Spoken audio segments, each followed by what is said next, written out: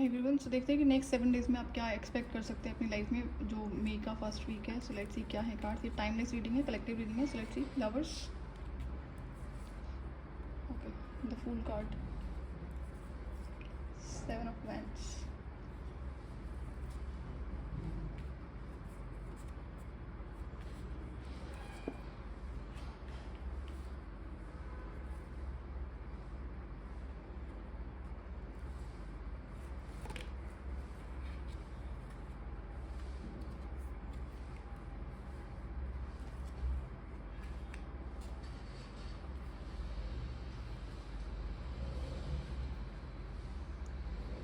तो first week of जो मई है, जो कल से शुरू हो रहा है, सो नेक्स्ट 7 डेज में आप अपने एंसेस्टर से सपोर्ट एक्सपेक्ट कर रहे हैं। एक्सपेक्ट क्या ही कर रहे हैं, यहाँ पे आपको वो सपोर्ट मिल रहा है। स्पेशली प्रोटेक्शन आपको दी जा रही है आपके एंसेस्टर्स की तरफ से। तो अगर किसी तरह का फियर आपको था, इट्स नॉट जस्ट फियर, कि हो सकता है आप कुछ चीज़ों से गो थ्रू कर रहे हो, बैक टू बैक कोई चीज़ें आपकी लाइफ में चल रही हो, प्रॉब्लम्स या फिर क्योटिक सिचुएशंस आपकी लाइफ में हो रखी है। तो जो जिस भी रीज़न की वजह से है, ये इसमें आपके एंसेस्टर्स आपको बहुत ज़्यादा सपोर्ट कर रहे हैं।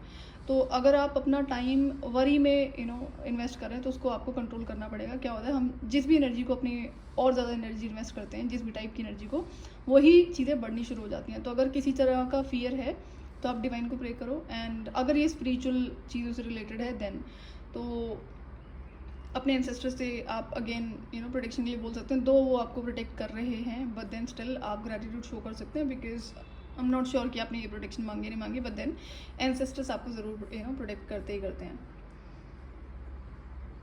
तो बहुत सारी ऑब्स्टेकल्स या तो आप फेस जो कर रहे हैं उससे उभरते हुए नज़र आ रहे हैं, जो कि एकदम से शायद नहीं जाएगी, बट हाँ, फर्स्ट वीक ऑफ मई में आपको ये कुछ कम होती हुई ज़रूर नज़र आएगी। जहाँ पर आपकी लाइफ में कुछ लोग ऐसे आ रहे हैं जो आपको सपोर्ट करेंगे, कोऑपरेट जिसको कहते हैं ना, कि किसी न किसी ऐसी सिचुएशन में आप फंसे हुए हैं जहाँ से आपको लग रहा है कि आप नहीं निकल पाओगे।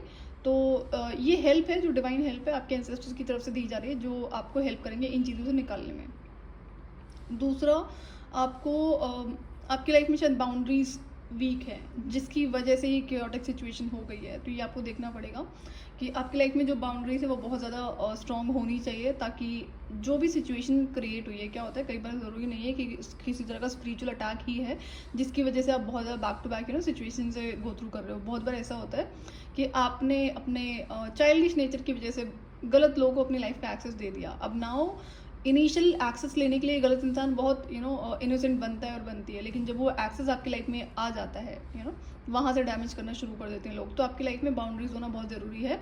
अगर आप इजीली किसी को भी एक्सेस दे दो तो ये गलत चीज़ है, इस पर आपको ध्यान देना पड़ेगा। तो जितने भी गलत आदतें हैं, गलत सामान है, पहले तो क्लियरिंग आपको करनी पड़ेगी। तो जिन चीज़ों से आप गो थ्रू कर रहे हो, जो हमारी लाइफ में चीज़ें अनवांटेड चीज़ें होती हैं, अननेसेसरी के लोग होते हैं, गलत लोगों की बात कर रही हूँ मैं, वो निकालोगे तो उसमें उस सिचुएशन में आपको काफ़ी ज़्यादा हेल्प होगी। और एक सेकेंड,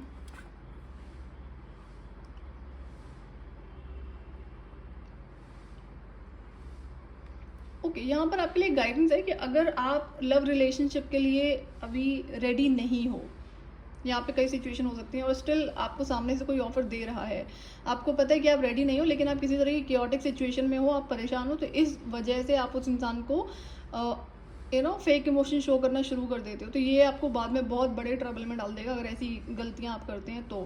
तो ये टाइम पास की सिचुएशन आपकी लाइफ में नहीं होनी चाहिए, क्योंकि आप परेशान हो तो आज दूसरे का इमोशनल सपोर्ट से आप खुद को अच्छा फील करवा लोगे। तो ये अगर ऐसा सिचुएशन है तो ये होने नहीं देना है। अदरवाइज जो अभी स्पिरिचुअल प्रोटेक्शन आपको मिल रही है आपके एंसेस्टर्स की तरफ से, वो रिमूव हो जाएगी, नेचुरली रिमूव हो जाएगी। तो मेक श्योर कि ये गलती नहीं करनी है। अगर आप श्योर हो और लव रिलेशनशिप के लिए, कमिटमेंट के लिए, तब तो आप किसी को हाँ बोलना, किसी को अपने इमोशन शो करना, अदरवाइज बैकआउट कर लेना, उसे कुछ भी शो करने की ज़रूरत नहीं है। ये बहुत पर्टिकुलर यहाँ पर गाइडेंस है। तो कई बार ऐसा होता है कि जब लोग बहुत परेशान होते हैं, चाहे आप किसी भी जेंडर के हैं, और सामने से अगर कोई आपको सपोर्ट करता है किसी भी वजह से, एंड अभी वहाँ पर भी कुछ नहीं है आपकी आपके लिए, और आपकी तरफ भी कुछ नहीं है, लेकिन उस इंसान ने आपको सपोर्ट किया, इसलिए आप उसके लिए कंसर्न हो जाते हो। तो वहाँ पर ये हो सकता है कि वो सामने वाला इंसान इस चीज़ को कुछ और ही समझ ले, कि आपने तो बस इमोशंस ही शेयर करे थे एंड उस इंसान ने उसे प्यार समझ लिया। कल को आपको वही इंसान कन्फेस कर देगा, कर देगी और आप मना कर दोगे। तो ये क्या होता है ना, इन चीज़ों का हमें ध्यान रखना चाहिए। कोई चीज़ अचानक से नहीं होती है। अगर कोई आप में इंटरेस्टेड है तो आपको पता होता है। आप नहीं इंटरेस्टेड हो तो उसमें इंटरेस्ट मत शो करो, बैकआउट कर जाओ। आपको तरीके होते हैं बताने के कि आप इंटरेस्टेड नहीं हो, लेकिन अगर आपने ये खेल खेला तो आपकी लाइफ अब बहुत टफ हो जाएगी। आपको ध्यान रखना है।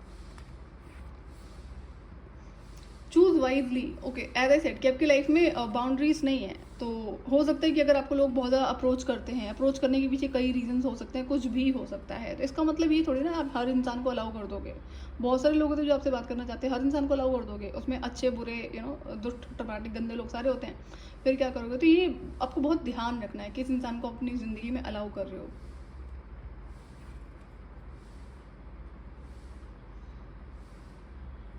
और आपको कुछ चीज़ों को ना एक्सप्लोर करने के लिए कहा जा रहा है। जब कोई इंसान मजिशियन की एनर्जी में जाने के लिए रेडी होता है, मजिशियन का कार्ड आपने देखा होगा, तो मजिशियन देखा है कभी कैसा होता है? मजिशियन के पास में कई सारे टूल्स होते हैं, स्पिरिचुअल टूल होते हैं, जिसको अगर कोई इंसान यहाँ पे मैजिक प्रैक्टिस करता है, वाइट मैजिक की बात करूँ मैं, तो उसे बहुत सारे एक्सपेरिमेंट्स करने पड़ते हैं। ये नहीं कि एक बार करा और हो गया, तो बहुत सारे मल्टीपल एक्सपेरिमेंट्स करने पड़ते हैं एंड आउट ऑफ क्यूरियोसिटी उसे करने पड़ते हैं। राइट चीज़ों की प्रैक्टिस की बात करें मैं, तो आपको क्या करना है, अपनी लाइफ को एक क्यूरियोसिटी उस पर्पज से देखना है कि अगर कोई चीज़ हो रही है तो उसके पीछे का रीज़न क्या है। डोंट बी लाइक बहुत ज़्यादा उससे अटैच नहीं रहना है सिचुएशन से कि ये इसलिए हो रहा है या फिर इसका आउटकम ये होगा। इस तरह की सिचुएशन है, जैसे बच्चा होता है ना कि हाँ उसको कुछ नया एक्सप्लोर करना है, बट नया एक्सप्लोर करने का मतलब ये बिल्कुल भी नहीं है कि आप लव रिलेशनशिप में किसी और का टाइम वेस्ट करेंगे या उसकी एनर्जीज के साथ में खेलेंगे। ये आपके लिए स्पेसिफिक गाइडेंस है।